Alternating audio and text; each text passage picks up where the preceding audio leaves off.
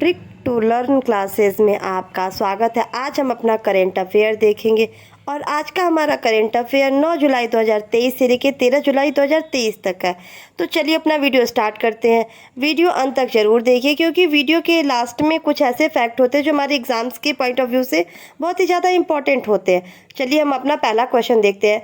2023 के प्रतिष्ठित लोकमान्य तिलक पुरस्कार से किसे सम्मानित किया जाएगा? तो यह किया जाएगा प्रधानमंत्री नरेंद्र मोदी जी को। यह पुरस्कार ट्रस्ट के अध्यक्ष डॉक्टर दीपक तिलक, मतलब लोकमान्य तिलक पुरस्कार के ये जो ट्रस्ट देते हैं उसके अध्यक्ष कौन है? डॉक्टर दीपक तिलक के हाथों दिया जाएगा। और यह पुरस्कार 1 अगस्त को लोकमान्य तिलक की पुण्यतिथि पर प्रदान किया जाएगा। और इस अवार्ड में दिया क्या जाता है? तो इस अवार्ड में 1 लाख रुपए का पुरस्कार, एक स्मृति चिन्ह और एक प्रमाण पत्र प्रदान किया जाता है। चलिए अपने नेक्स्ट क्वेश्चन की तरफ बढ़ते हैं।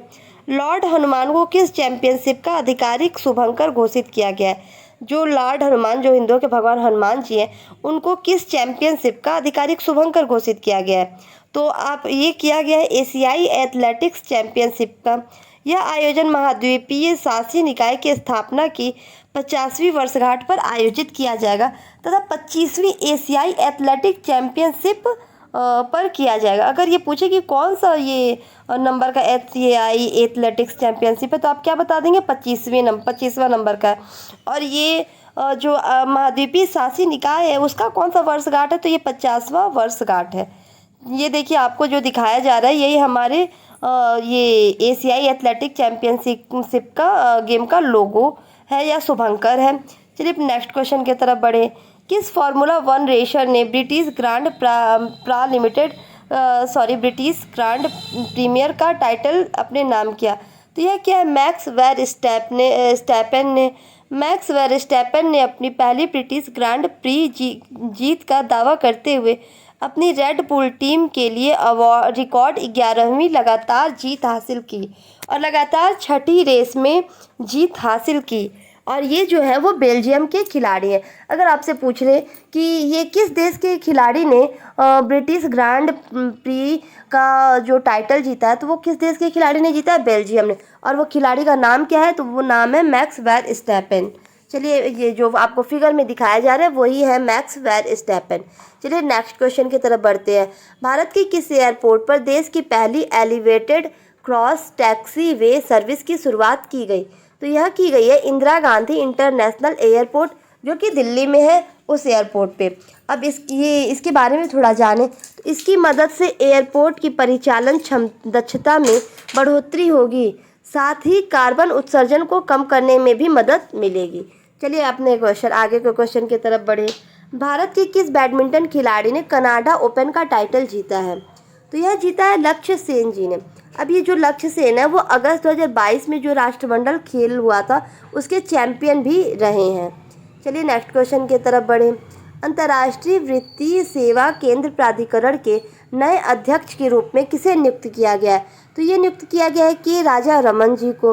अब ये जो है अंतर्राष्ट्रीय वित्तीय सेवा केंद्र प्राधिकरण, जिसे IFSCA के नाम से भी जाना जाता है, तो ये इसका फुल फॉर्म क्या है? तो इसका फुल फॉर्म है इंटरनेशनल फाइनेंशियल सर्विसेज सेंट्रस अथॉरिटी। अब इसके बारे में थोड़ा जानें। तो जो IFSCA है इसकी स्थापना अप्रैल 2020 में अंतर्राष्ट्रीय वित्तीय सेवा केंद्र प्राधिकरण अधिनियम 2019 के तहत की गई थी। अगर इसका मुख्यालय पूछे तो इसका मुख्यालय गिफ्ट सिटी गांधीनगर में है। चलिए अपने नेक्स्ट क्वेश्चन की तरफ बढ़ते हैं। विश्व हिंदू कांग्रेस WHC 2023 का आयोजन कहाँ किया जाएगा? तो यह आयोजन किया जाएगा बैंकॉक में। अब ये जो आयोजन है वो नवंबर में किया जाएगा और ये विश्व हिंदू कांग्रेस का 3रा सम्मेलन है। इसका जो पहला सम्मेलन है वो 2014 में दिल्ली में हुआ था, दूसरा सम्मेलन 2018 में अमेरिका के शिकागो में आयोजित किया गया था और तीसरा हमारा कहाँ होने जा रहा है? बैंकॉक में होने जा रहा है। आपसे क्वेश्चन ऐसे भी पूछ सकता है कि विश्व हिंदू कांग्रेस का जो आयोजन बैंकॉक में किया जाएगा वो कौन सा ये नंबर का ये मतलब प्रोग्राम है? तो वो क्या बता देंगे आप? सम्मेलन है वो 3रे नंबर का सम्मेलन है। पहला सम्मेलन कब और कहाँ हुआ? पहला सम्मेलन 2014 में दिल्ली में हुआ, दूसरा सम्मेलन कब हुआ? अमेरिका के शिकागो में हुआ। चलिए अपने नेक्स्ट क्वेश्चन की तरफ बढ़े। इंडियन प्रीमियर लीग की सबसे मूल्यवान फ्रेंचाइजी कौन है? तो यह है चेन्नई सुपर किंग CSK। ठीक है, अब ये जो CSK है वो 212 मिलियन डॉलर की ब्रांड वैल्यू के साथ लिस्ट में टॉप पर है। इसके बाद RCB है और फिर थर्ड नंबर पे क्या है, MI का स्थान है। चलिए नेक्स्ट क्वेश्चन की तरफ बढ़ें।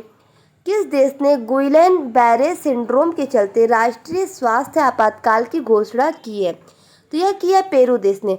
अब ये जो बीमारी है गुइलेन बैरे सिंड्रोम, इसके बारे में जाने तो ये जो गुइलेन बैरे सिंड्रोम एक दुर्लभ तंत्रिका संबंधी विकार है जिसमें शरीर की प्रतिरक्षा प्रणाली तंत्रिकाओं को प्रभावित करती है। ठीक है, अगर आपसे पूछे कि ये किस शरीर के किस अंग से संबंधित है तो आप क्या बता देंगे? तंत्रिका से संबंधित है। ठीक है, अब पेरू के बारे में जाने तो पेरू एक दक्षिणी अमेरिकी देश है जिसकी राजधानी लीमा है और यहाँ की आधिकारिक भाषा स्पेनिश है और यहाँ की मुद्रा सोल है। चलिए अब नेक्स्ट क्वेश्चन की तरफ बढ़ते हैं। भारतीय विज्ञान संस्थान ने किस महासागर में गुरुत्वाकर्षण क्षेत्र की खोज की? तो यह की है हिंद महासागर में। अब थोड़ा सा हिंद महासागर के बारे में जानें तो भारतीय महासागर जिसे हिंद महासागर भी कहते हैं वो विश्व का तीसरा सबसे बड़ा महासागर है। विश्व में केवल यही एक महासागर है जिसका नाम किसी भी देश के नाम यानी भारत के नाम पर है। प्राचीन भारतीय ग्रंथों में इसे रत्नाकर के नाम से जाना जाता है। आपसे क्वेश्चन पूछ ले कि इनमें से किस महासागर को रत्नाकर के नाम से जाना जाता था प्राचीन भारतीय इतिहास में ग्रंथों में, तो आप क्या बता देंगे? हिंद महासागर को। हिंद महासागर का सबसे गहरा गर्त जो है वो सुंडा गर्त है जो पहले जावा गर्त के नाम से जाना जाता था। अब देखिए, अगर आपसे सबसे गहरा गर्त पूछेगा तो आप क्या बता देंगे? सुंडा गर्त बता देंगे।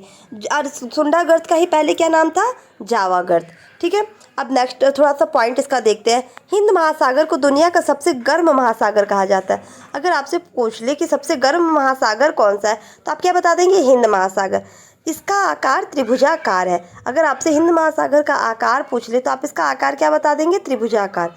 चलिए थोड़ा सा कुछ इंपॉर्टेंट पॉइंट है उसे देख लेते हैं। विश्व जनसंख्या दिवस कब मनाया जाता है? तो विश्व जनसंख्या दिवस प्रतिवर्ष 11 जुलाई को मनाया जाता है। अब जब मनाया गया तो उसका कुछ थीम होगा, तो चलिए इस बार अपना थीम देखते हैं। तो 2023 की जो थीम रही है वो रही है लैंगिक समानता की शक्ति को उजागर करना, हमारी दुनिया की अनंत संभावनाओं को अनलॉक करने के लिए महिलाओं और लड़कियों की आवाज़ को ऊपर उठाना। आपको हिंदी में भी दे सकता है और इंग्लिश में भी दे सकता है। Unleashing the power of gender equality, uplifting the voices of women and girls to unlock our world's infinite possibilities। आपको हमारा वीडियो अच्छा लगा हो तो प्लीज़ इसे लाइक, सब्सक्राइब और शेयर ज़रूर करें। साथ ही साथ हमारे इंस्टा, फेसबुक और टेलीग्राम पेज से जुड़ने के लिए हमारे डिस्क्रिप्शन बॉक्स को ज़रूर देखें। Thank you.